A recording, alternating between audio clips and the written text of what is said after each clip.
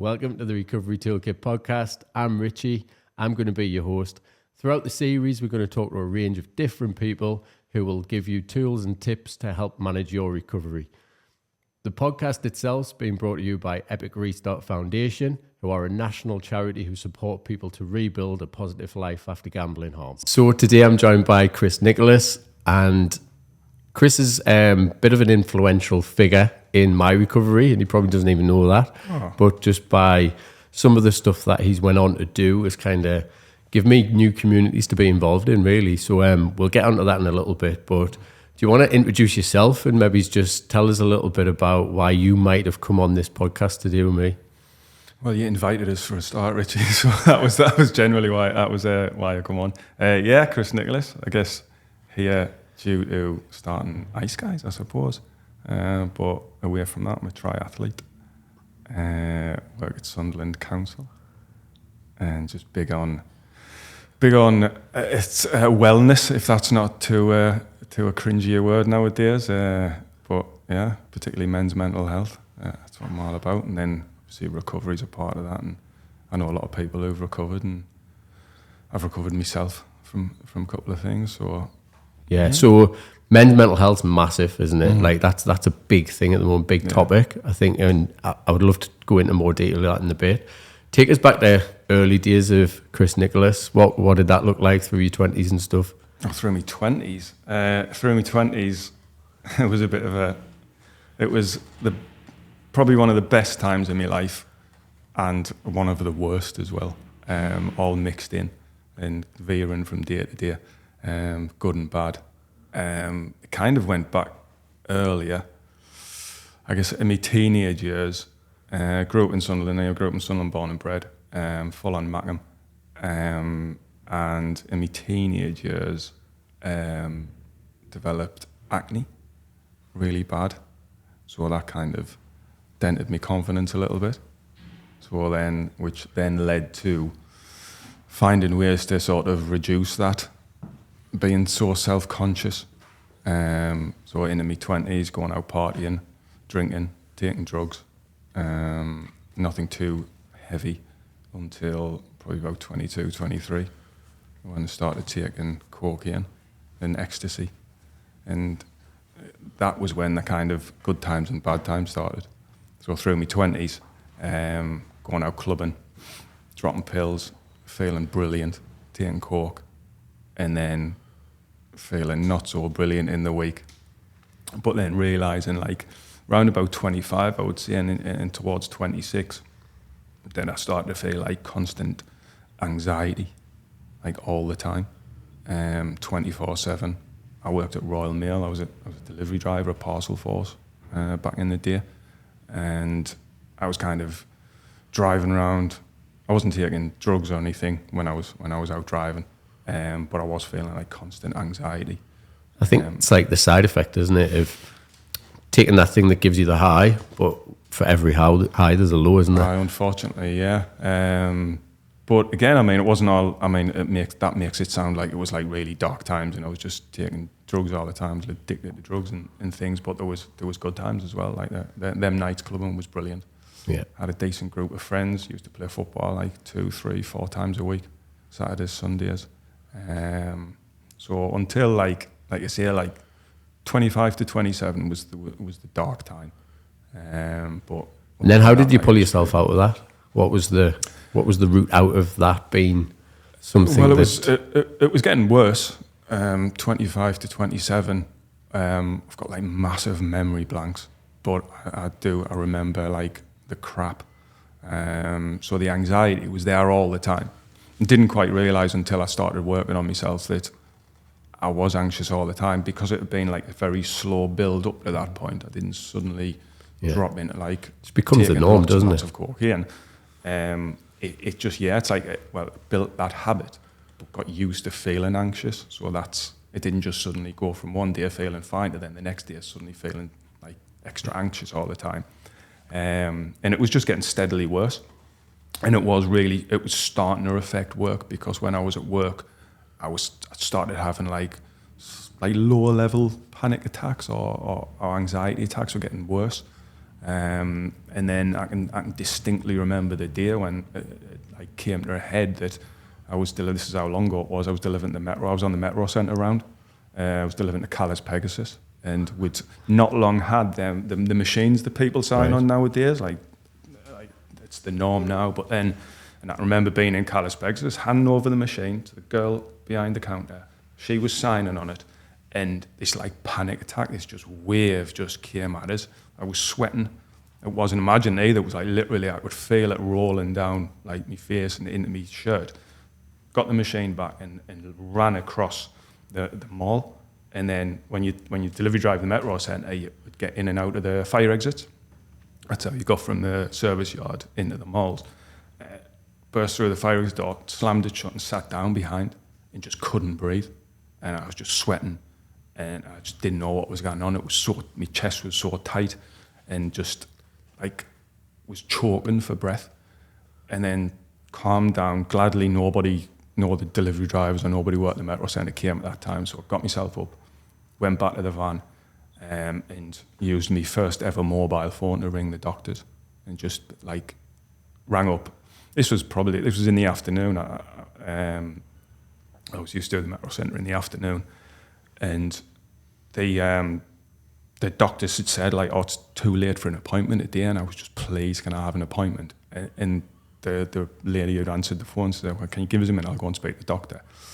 And she must have known that I was like in trouble because she came back and they says, "All right, Dr. Clark will see you come for 5:30, and he'll see you at the end of the day." So went there that day.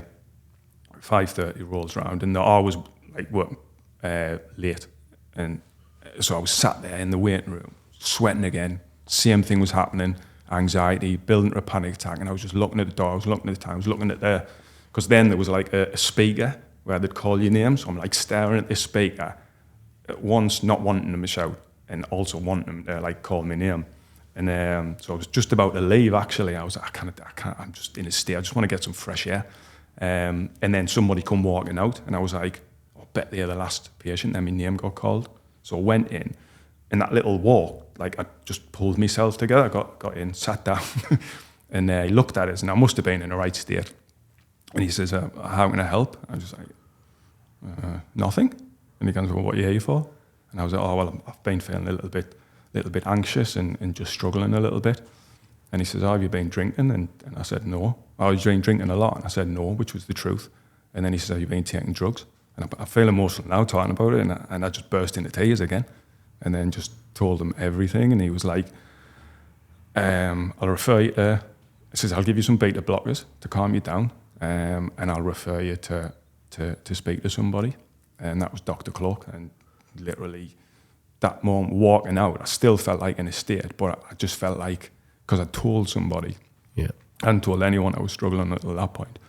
And because I told somebody, and I felt like, I didn't imagine how long it was going to take, but I thought, "Oh, I'm going to be sorted soon." And I felt a lot better. And then that was in the end of November when I was 27. And then it came round, I got a letter. It was before Christmas, because then it said it was like February the 2nd, 3rd, something like that is your appointment, which nowadays is remarkably fast for a mental health appointment, sadly. And it was the note paper, actually, if you're from Sunderland or you know Sunderland. So Cherry Knowles Hospital was the old Victorian asylum, and for a long time, like through my life, getting sent to Cherry Knowles would be you're a loony or you're a nutter, and that's what people would use as an insult. And I got my appointment, and it was headed Cherry Knowles, and I looked at the letter, and I just sat down, and I was like, "Is this where I'm at?" Like, and it was crap, but it was also like, this is where I'm at, like an acceptance of I'm in a state and I need help, and then started that. And I think for me that shows the difference in how far we've come in the recovery world, and treatment of alcohol, the treatment of drugs, the treatment of gambling, all of them things. Now we're not sent to the psychiatrist, No. We're not sent to them places now. We're not sent to the mental health hospitals. You know, we recover in communities now. And I think that's, 20 years ago, roughly. Yeah, about 20 years ago. 20 years this year. In that 20 years from when that happened to you to where we are now, I think we're worlds apart. And I think we're in a much better place now. I think we've got a lot of work still to do, but we're in a much better place. So after that, you said it was earlier that kind of went on for a couple of years. You got a bit of support around that sort of stuff until you moved on, Yeah, I mean, I was outpatient, so I wasn't an inpatient. One important thing I told some close family, and I told a couple of friends I went clubbing with, actually, and my coke dealer. And when I told him, he was just like, all right, well, I'll not sell you anything. Fair enough. Like, he was quite supportive, actually helped quite a lot. And they saw me. I mean, friends understood as well. Yeah. Because, well, if that's how you're feeling, that's how you're feeling. And anything you need, just. And I imagine, Chris, in those days, I know there would have been a lot of drugs kicking about, like, but I don't think there'd have been as many people coming forward. I don't think recovery was like on the map like it is now. Like there's a lot of people now there's a lot of people who get into recovery because they have no choice. Yeah. But there's also a lot of people who choose not to drink, not to use drugs through health and well-being choices. And recovery is much more acceptable now, I think, than probably back then. Was it difficult to do, to go and talk to your mates and stuff then? I didn't. I told my sister, and I told me like two really good friends I'm still friends with now, I used to go clubbing with, and that was it. I didn't tell my parents. Still haven't told my parents. They don't listen to podcasts. If they know, if it's because I'm quite open about it on social media and everything else. If my parents know, they've never spoke to me about it. They may be waiting for me to speak to them about it. I just never felt very comfortable talking to them. So there's still a little barrier, and that, me reasoning behind it then was, me mum is like, she's a worrier anyway. And there's nothing to worry about. So I thought, well, that's going to hinder things actually. If I tell my mum, and she's constantly on it, how are you feeling today and everything else.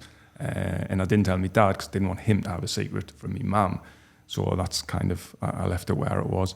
But as far as opening up, like there wasn't any social media, so there wasn't that many people to tell, you don't spill everything out there. And there's certainly, I'd known of like rock stars and film stars who've gone through rehab, but I didn't even think of it as rehab. I didn't think of it as, at first I didn't think I'm addicted to cocaine. I love taking it, and that's what I thought. I knew it had this brilliant effect on us, a brilliant effect on my confidence. But like when I was drinking when I was early and I felt feeling confident, I never thought to myself, I'm drinking because I've got low confidence because I've had acne.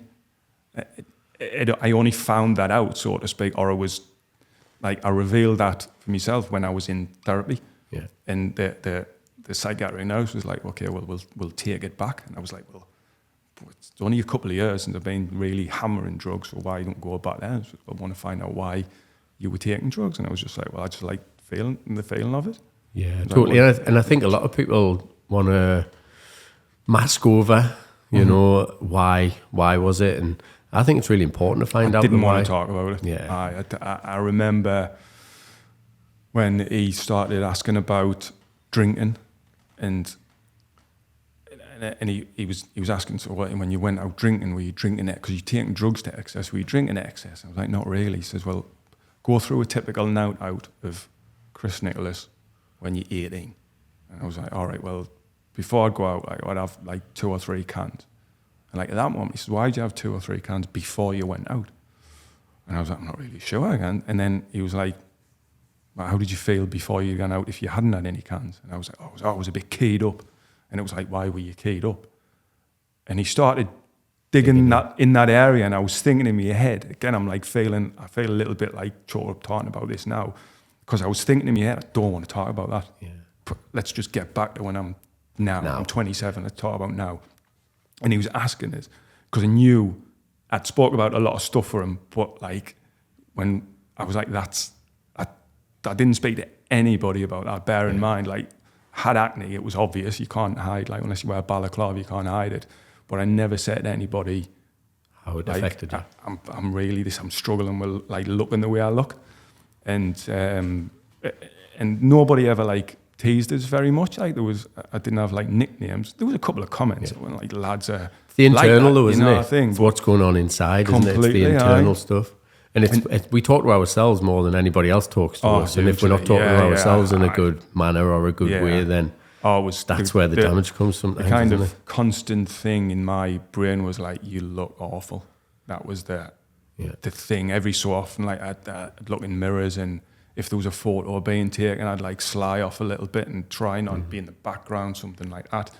And ironically enough, the same doctor a few years earlier, Dr. Clark, had prescribed me first acne medicine because I'd gone to doctors about my skin.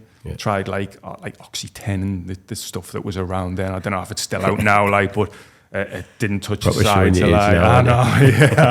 Like 30 years ago. And I tried that, and I went to see him, and he was talking about like, and he was looking at my skin like in a way no one had ever looked at. I felt really uncomfortable. He says, "Oh well, we've got this. We'll try this first, and then the stronger tablets you can take, but we'll try this." And he said this. And he says, "You might have a little bit of scarring left, but we'll should be able to clear up the acne." And he said that, and I like went home, and I'm like looking at my face, and I was like, "What's he on about?" And then I got another mirror. So there was a mirror in front of us, and I held the mirror up like there, and I could see what my face looked like from the side. And I'd never done that before, and it just like broke my heart. And I was just looking, and it was just a whole new level of it. And it was then it became a problem, because looking like front, I don't know why, looking front on, I knew I had acne. I knew I felt a bit like self-conscious, but then when I looked at the side, and I was like, there's so much more. And from then on, it was like an obsession. I was taking tablets, went through loads of different medications, and none of them were working. So it was getting worse and worse, and it was you'd have to be on them for a few months to find out they didn't work. So that's when I was getting like chewed up, but then just dismissing it because I didn't understand that it was low self-esteem. It was anxiety about the way I looked. I was 16, 17, and like that never been spoken about. It never got spoken about. Like in the way it does now, and I think it's brilliant nowadays that kids can speak openly and find answers to their problems and things like that. But then it was like, what do I do with this? And I just didn't understand. Yeah. So now that you've got that understanding, you know, you're coming into your late 20s, you've got that understanding. Life just goes on now. You're just getting on with life. And then earlier on, you described to me that you had this sliding doors moment. Tell us a little bit about. You know, you went through your 30s, still drinking alcohol at the time. Yes. Yeah, just moderation, no issues with it. And then you have this sliding doors moment where you go and buy a bike. That me life. That was a life-changing moment for you, do you think? When I explain, someone listening or watching now will think like, what, buying a bike? But when I explain like where I am now and why buying a bike like led to everything I'm doing now, like, for context, I'm really happy with my life now. Like, things are going really well for us right now. Some shit will come along to deal with, but right now things are good. And buying the bike led to, I'll go into more detail, but buying the bike led to taking up triathlon, and that led to finding a community and a sport and something that I just poured myself into. And it's led to like setting up a business, it's led to setting up Iceguys. It's led to the job I'm in now. It's led to meeting my partner. It's led to so much like good stuff, and it traces back to that moment because I used to work at Royal Mail, and the run up to Christmas, did a load of overtime, had a load of money. I'd cycled casually. I had a couple of like hybrid bikes and things like that, and then I thought to myself, I fancy buying like a fancy road bike, like on the Tour de France, something like that. So I went into Cycle World in Sunderland and met somebody who's one of my closest friends now, Paul Robson, Rocker, his nickname is, or he's probably changed his name by default to Rocker. Everyone knows him as Rocker. And he's so enthusiastic and friendly, and he just chatting to us, and what you buying bike for? So I told him, just to ride around, I've done a bit of overtime, got a bit of money. And he says, have you ever done triathlon? And I was like, I'd heard of it, I knew what triathlon was, and then I might have mentioned that I'd seen an advert for the Sun City triathlon and thought, I fancy having a go at that, but that was it, like I fancy having a go and never pursued it. And met him, and he was just like, well, why don't you come and train with us? There's a bunch of us training on a Wednesday night up near Dalton Park, behind the shopping centre. He says, come up, have a gun. If you didn't like it, you didn't like it. But if you do, happy days, keep going.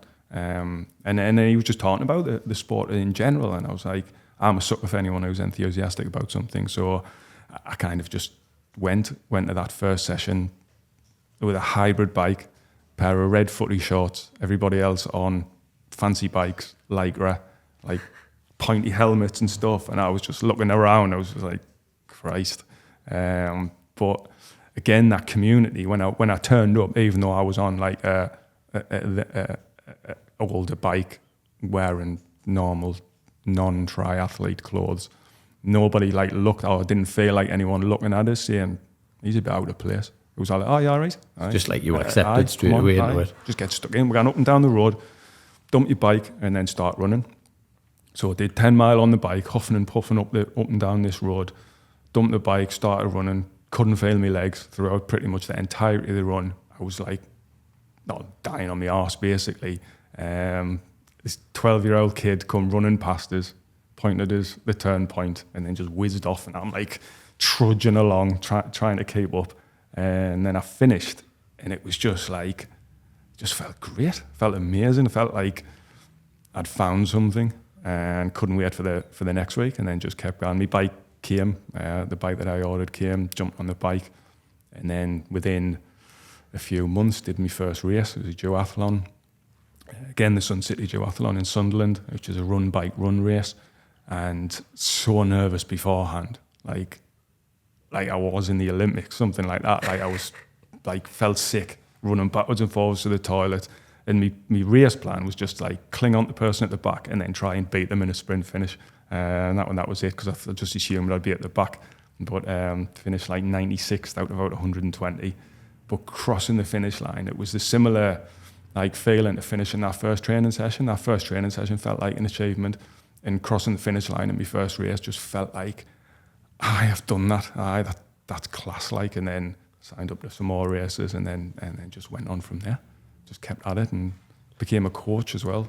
Led us into triathlon coaching, and which again led us to the job I'm in now as well, and setting up the business. And I love that. Because for me, and you might not see this, Chris, but for everybody that's listening to this, for me, that's a sign of courage. You know, you having the balls at that moment in time to go and try something brand new. And what come of that was not just that I do triathlon, but I found a new community to be a part of. I was accepted straight away that first training session. Nobody looked at us differently. Nobody, sniggered or laughed or done anything. I was accepted into that community. And off the back of that, you've went on to do loads of triathlon. You've changed your career. You've set up a business. You've set up a community group. You've got a new partner. You've found yourself a new job. Just because on that day you had the courage to turn up to that session. Do you know what I mean? And that for me is like the ripple effect, isn't it, of putting yourself out there and doing something slightly different. So I now when Tartar Rock and we're we're evangelical triathletes. So I'm exactly the same as him now. Like everybody I happen across, I'll manage to, within about 2 minutes, I manage to turn the conversation around to triathlon.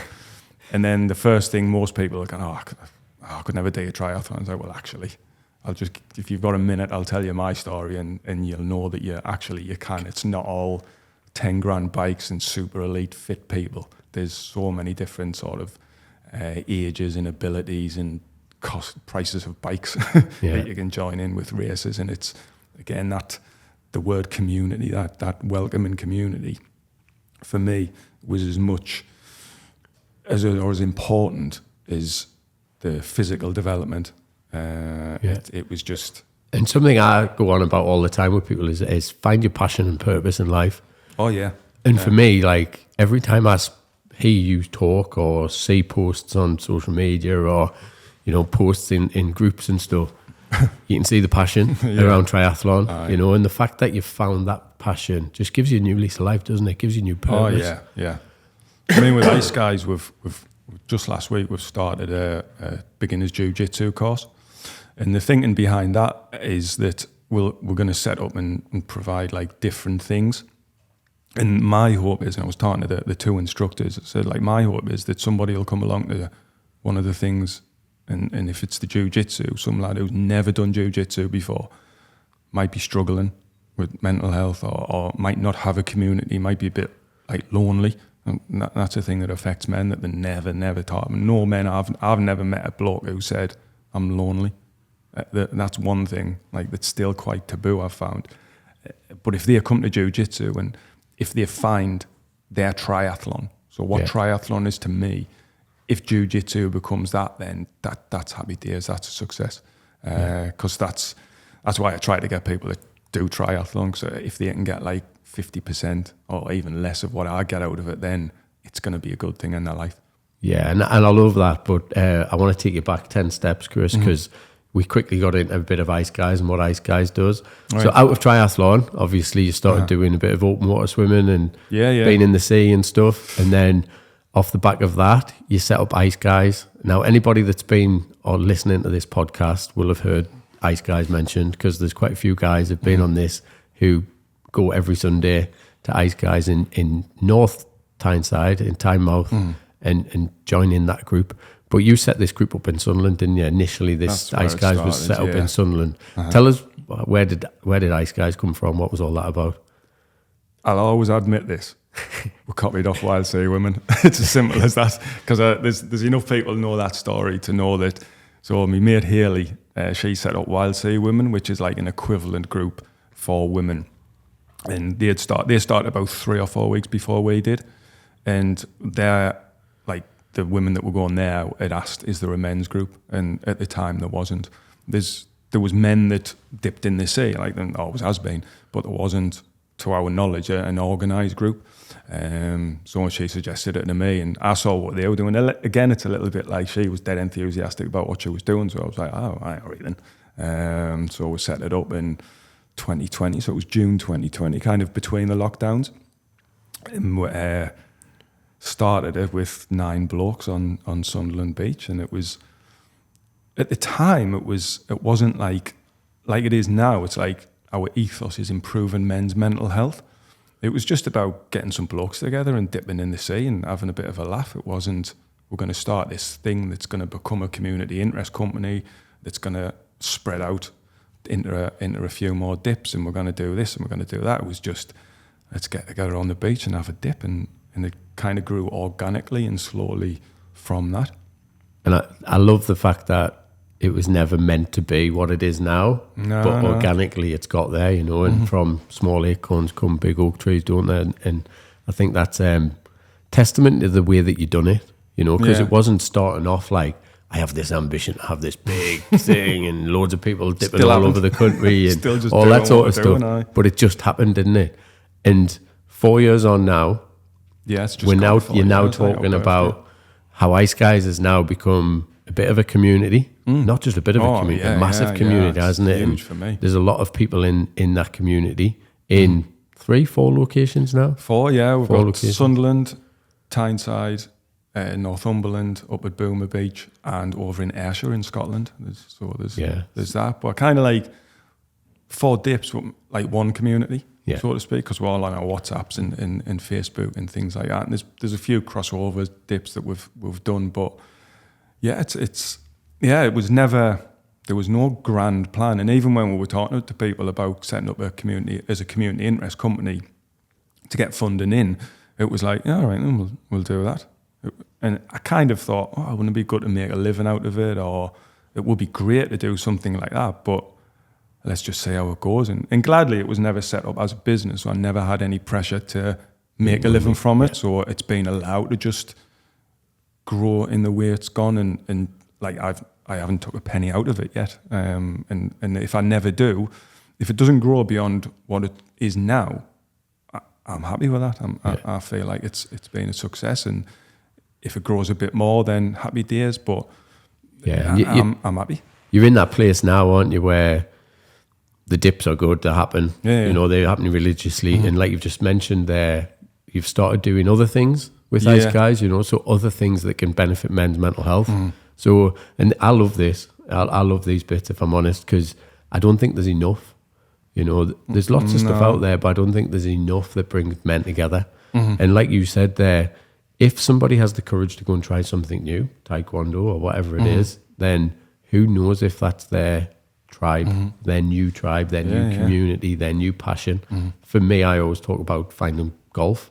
I stopped playing football and I started playing golf. And that was the thing for me that gave us new focus and new groups of friends and new community and all that sort of stuff. But the fact that now Iceguys are putting on workshops, they're putting on, you know, Friday nights you play walking football. There's other stuff outside of just getting in the water now, isn't there? Oh, yeah. And I think that's massively important for people to know that in the Northeast, there's other things you can get involved in with Iceguys. Yeah, I mean, we've always said, and it sometimes gets lost a bit, like that you don't have to get in the water to come to Iceguys. You can come to the beach, hang around with the lads, and not get in the water. Because a lot of people, if they don't swim or if they just don't like, we love cold water therapy. Yeah. We love getting in the cold water. We love the feeling. Well, I say we love getting in. We hate getting in, but we love the feeling when we get out. And having a cup of tea and we love the crack and everything. And lads can come down and experience that without getting in the cold water, without judgment either. So nobody, like some lads will wear like a wetsuit. People have asked that, like, oh, do I have to get in without like a wetsuit? It's like, no, just get in with whatever you want. As long as you've got something on, you can come down and get your trolleys off or like that. But come down and join into wherever you are. Like I'm normally out in about 2 or 3 minutes. Some of the lads are in like 20 minutes, and that's champion. And even though people take the piss out of me for getting out after 3 minutes, I'm like, yeah, I quite like that. Like I'm quite easy with that. Like, but new people coming in, it's good that I've seen the welcome that they get. I've seen the welcome. It's not all on me either. I don't have to go to the dips now. I can say it to the lads, like, oh, I'll not be there. It still happens. I pretty much don't do anything to make sure a Tyneside happens. Like yourself, Tony, some of the other lads who have taken the lead on that. Boomer Beach, Northumberland, that rolls on itself, in Ayrshire as well. And again, I was talking to North East, the BIC, Business Innovation Centre, who've been brilliant, like advising us. Like they says, like when they were talking about like what's your hopes and your ambitions, and like one of the main things I says, like if I'm not here tomorrow, would Iceguys carry on? And I'm pretty confident that it'll go on, and lads will still dip and they'll still get together and they'll still support each other. So as far as that goes, we've achieved more than we ever set out to, because we only ever set out to get together on Roker Beach and get in the water, and that was it. So I love that. And out the back of that, Chris, like I know you've stopped drinking now. Yeah. What was the conscious decision to stop drinking? Where did that come from? The catalyst to that, it's not as exciting as the Cork story, but the catalyst was January 2020, gladly before the lockdowns all started, and there was an advert on TalkSport, and I think it must have been like a public health advert, something like that, because it was, do you ever count how many units of alcohol you drink across the week? And that kind of made us think, like, I drink a kind of bit like regular, like every sort of night I'd go and do I'd go to work, do me tri training or whatever, or go straight home, crack open a few cans and relax. 2-3 cans a night. And then on the weekend, like Fridays, I didn't work Saturdays, so I'd have a drink on a Friday night, Saturdays, and then Sunday afternoons. I like drink quite a lot. But I was drinking at home on my own. I wasn't going out to drink. And again, like I was living by myself at the time, and I just got into that habit. Yeah. And it never occurred to us that I had an issue or anything like that.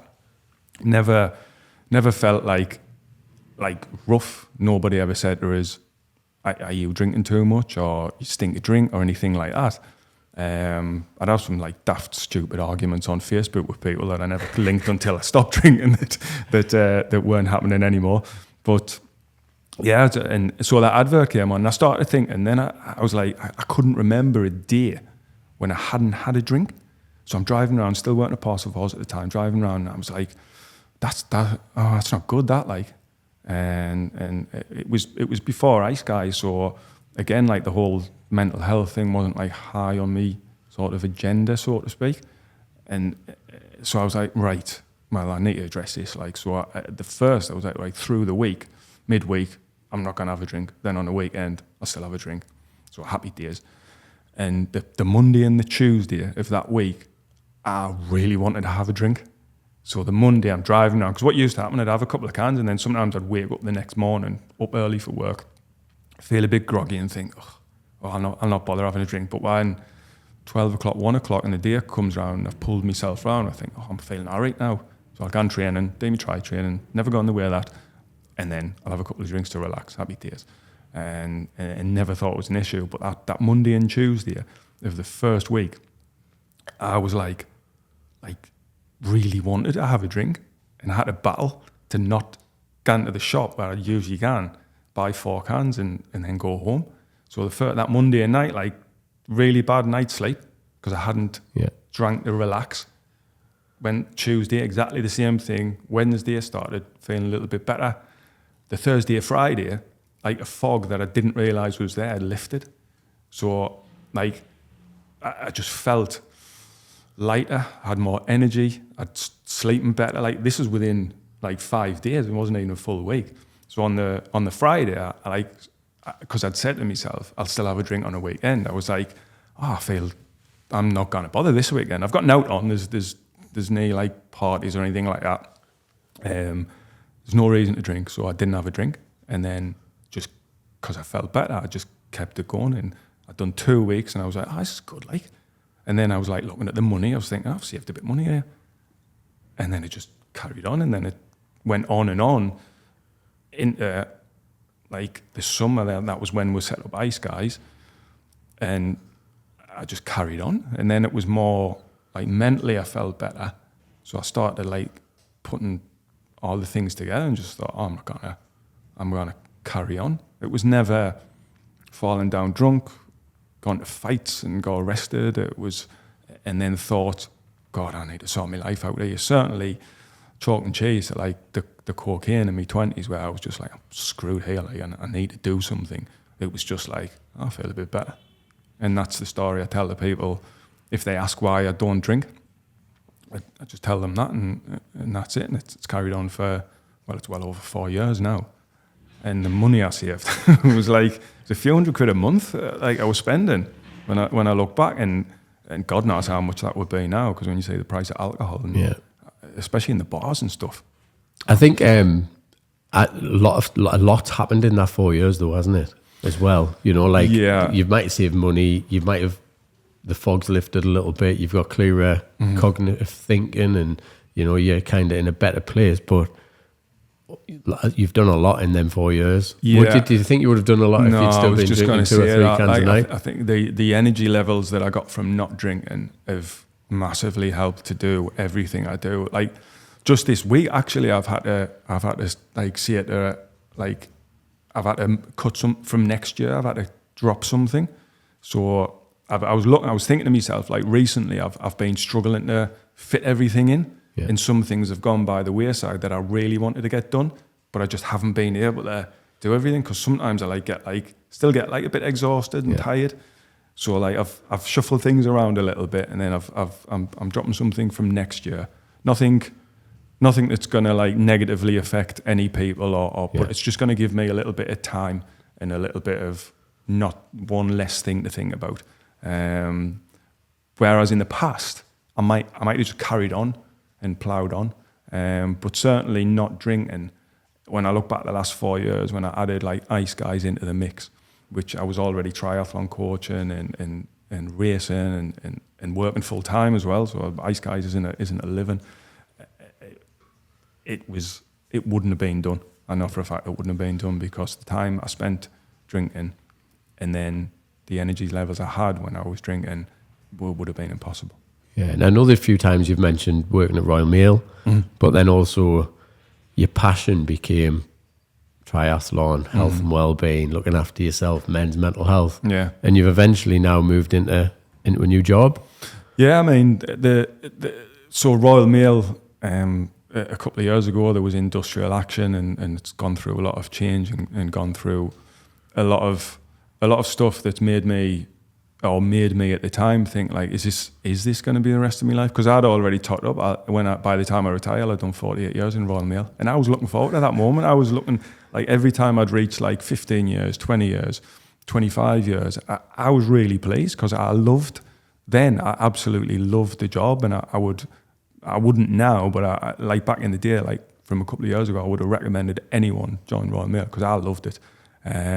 But then I started thinking like, is this what I actually want to do, or is it even going to last? Am I going to be forced to look for something else? And because I started when I was 19, I was like, what are my transferable skills? Because when we were on strike or on the pick line, we were talking about that, like, right, what transfer, if it all guns tits up, what are the transferable skills we've got? And like loads of us who were like long-termers were like, well, we can deliver parcels. That's about it. That's about it. Like, however, I'd gained a couple of triathlon coaching qualifications, and somebody who coaches, who again is a friend, had spoken about.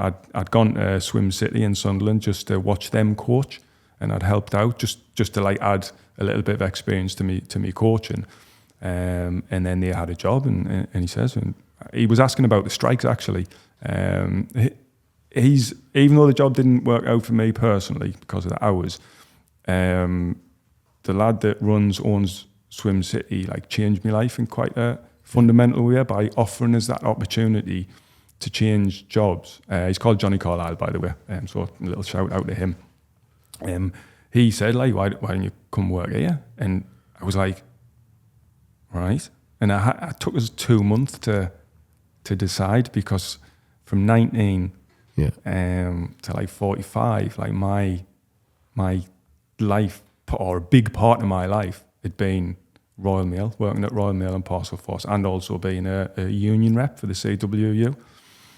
So I had to sit and really think about, the job was starting to go. So it wasn't so much the job, but like stopping working at the union, stopping being a union rep for the Communication Workers Union. I wrestled with that, like, and that was what took us 2 months. But again, Johnny at Swim City, like, let us take that time to decide. And then I just thought, well, this is an opportunity. So how often do you actually get that chance? So I took the chance, changed jobs. Loved the job. It was mostly kids, teaching kids to swim, and I love kids, and just it was a really happy job when you're in the pool and teaching kids, and then you'd have half an hour one set of kids, then half an hour another set of kids, and kids are little radgies, like they're funny as anything. So it was a happy time, but the hours were it was unsociable hours. So it was always evening, always weekends. Nothing that was a surprise, by the way. I knew everything about it, but it was just starting to, like, it was affecting like the things else that we do with Iceguys, and it was kind of, it was to a lower level. It was affecting my relationship a little bit, because my partner was at work during the day, then I was going at night, and I was getting, like, I couldn't get my sleep right. And so I sat down and I spoke to him, and I just said, look, it's just not working out, because they were talking about like this year's plans and things like that. So this was last sort of start of November time, and I just sat down and I told him why, and he said, like, I'd like you to stay and say, give it a bit more time, because I'd only been there like 6 months. But I just knew, because I said, like, the hours aren't going to change, and it's the hours that's the problem. If suddenly the hours changed, then that might be different, but they're just not. And there's nothing a swimming school can do about that, because that's when the kids it's are available, in the evenings and the weekends, and that's when the clientele are available. So, and he was brilliant. Like, he was class with us, and he understood, and so stayed on a little bit longer, and then left there actually. And another sort of, the confidence I got from changing led to us leaving there, and I had 1 day of teaching assistant work lined up, because I knew if I'd stayed any longer, I wouldn't have been able to give what I was given to the job, and that wasn't fair on Swim City, because they'd given us the opportunity and everything else. So I was like, right, I'm gone. And then I signed up to Indeed, and it was because of my qualifications, swimming teaching and triathlon coaching, a smattering of GCSEs. It's like I wasn't getting, like, offered like executive positions at British Triathlon or anything like that. But a lot of, like, teaching assistants. Is that a shout out to British Triathlon? Saying I'm here if there's any positions going. Yes, it is. As long as I can stay up here and work from home and get paid a fortune, which I don't think is a position that's out there. So where was I? And Indeed was like kicking back, like, teaching assistant. And the more I thought about it, I thought, like, actually, like, them hours are great. Money wasn't great, but I'll give that a go. And then I'd signed up for a teaching agency, and they got us like one day at Barbara Priestman Academy, which is a school for special education needs and disabilities, and went there on the first day. It was the week before Christmas. So I went on the Monday. They had the Tuesday or Wednesday left before they broke up. Went on the Monday, and it was it's not so much a profound sliding door moment, but like out of not enjoying my previous job and then being really like a little bit down at that time. That first year, like it was just, the kids were amazing. Most of them were like high functioning autistic children. And it was class. I loved it. I loved doing it. And it says, are you available the rest of the week? Like tomorrow and Wednesday. And I was like, yeah, I'll come back. So I went back there and on the Tuesday, they says, we've booked you in for the first 3 weeks of January. So are you all right to come back? And I was like, yeah, I'll come back. And I loved it. Like it was great for me, not having, other than teaching some kids with autism and one little girl with dyspraxia. That was the only experience I had of young people with special education needs. So, and in the pool, it's very, you're there to teach them the pool. You don't get to know too much else about them. You're just focused on teaching them to swim, get to know them a little bit, but that's it. But in the school, you get to have a bit crack with them. You get to really know them. And I was there for 4 months, and I'd actually applied for and been given a job, accepted a job there, and I loved it. Like it was education for me as much as I was there to assist the teachers in educating the kids. It was fun, and I could see how rewarding it was working there, like working with these kids with special needs and helping them, and hopefully like the school carries on like and makes a success. What am I talking about? It already is like an established, really successful school. But from what I was told there, like the experience that the young people are having, that's the more support they'll get in life. Yeah. Once they're out of school, it's a lot more of us. There's not much, because the majority won't get regular jobs. And now that I'm doing the work I'm doing now, like gladly one of my focus areas is special education needs. So like that experience at the school has given me like a determination and a motivation to do as much as I can now for like adults and young people with special education needs. Because now I work at Sunderland City Council on the Active Sunderland Department, so I'm a community officer. The basics of my job now is to try to get people who aren't active to become a little bit active and put things in place and liaise with organisations in the community and get things going for people who aren't active. And people with special education needs are one of those groups. And it's... And do you know what I love most about that? 7 years ago, you went to buy a bike. Do you know what I mean? Yeah, and from that sliding door moment, everything we've spoke about for the past half hour has come from that. 100%, you know, and having the courage then, having the courage to leave your job, having the courage to follow your passion and end up where you are now, I think is, if nothing else that anyone takes from this podcast, hopefully it is that. Just have the courage to go and try something new, try something different, try something that you just never know where it might take you to. It's like it could have gone wrong. I might have, because teaching assistant jobs not the greatest. Some things did go wrong. Do you know what I mean? Some things didn't really quite work out for you, did they? No, it didn't. But you found the next thing, and that's the thing. You just got to keep going, haven't you? Yeah, the experience of changing job from Royal Mail and from the union, and like now, like with social media, I can keep up with the union. I was going to drop into the office down Newcastle, but there's nobody in. The problem. Friday afternoon, isn't it? They'll all be out. They'll all be out fighting the good fight, as we called it. Like it was like nearly a year ago. Recently, it came up on my Facebook memories actually there, where we'd had like a leaving lunch down near the office at the pub near the office. And I can remember driving. I am probably going to start crying here. I can remember driving away from that. Because I'd been like nervous about it, like leaving the union, the job, and like I loved working at Parcel Force Royal Mail. Made some really brilliant friends, and I knew I would miss them. But the union was like a massive passion, and through the dinner I was just couldn't eat, and then like a few people were saying some words, and then Mark, the branch secretary, goes, Chris, do you want to say any words? And I was just like, nah, because I knew I'd just burst into tears. And anyway, I said my goodbyes and drove home, just floods of tears, just crying my eyes out for the full way home. Excuse me.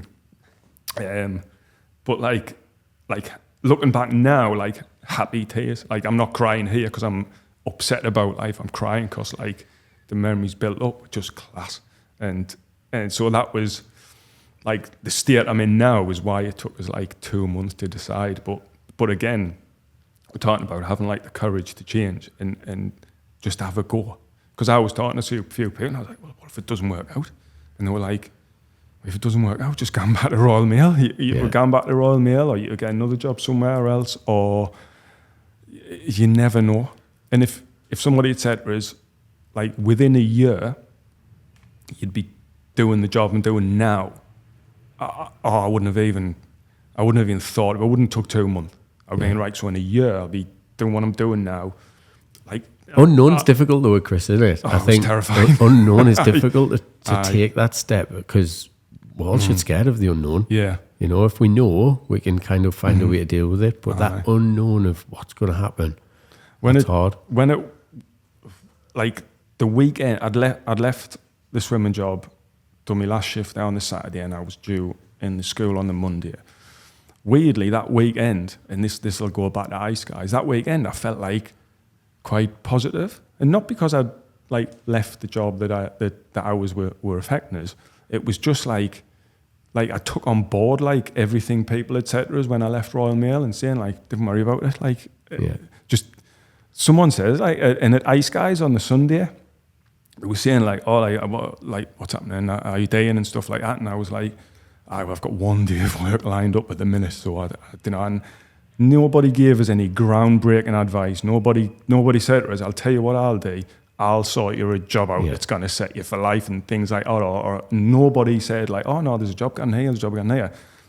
But more than one person says, just don't worry about it. Things will work out. Something will come along. I remember one lad, Dom, like, something will come along. And like, I just felt like good. And in that moment of like literally 1 day of work lined up, I wasn't worried at all. And when you're saying I feel good, I think that brings us on to the last thing we'll probably ask you is, obviously we're called the Recovery Toolkit podcast. So what's the tools that you have in your toolkit? What's 3 tools you have in your toolkit that keep you well, keep you resilient, because you've been through some times where you need to show some resilience and some uncertainty. What's the things that you do now? They're going to be quite obvious to people who know, anyone who's paid attention to this podcast, but triathlon. It's huge.